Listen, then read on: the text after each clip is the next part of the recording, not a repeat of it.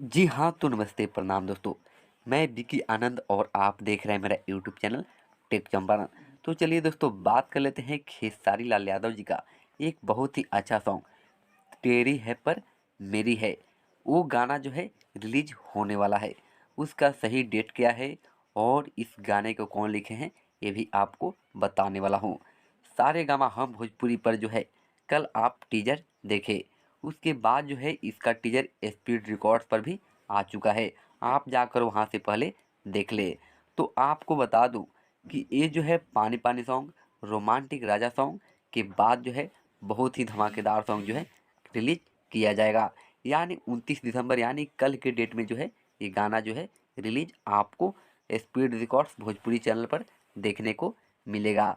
तो दोस्तों, आप जाकर इस गाने को ढेर सारा कल प्यार दीजिएगा और जाकर तुरंत टीजर देखकर बताइए कि ये गाना कैसा है। आपको बता दें कि आशुतोष तिवारी इस गाने को लिखे हैं और साजन मिश्रा जी जो है इस गाने में म्यूजिक डायरेक्टर है।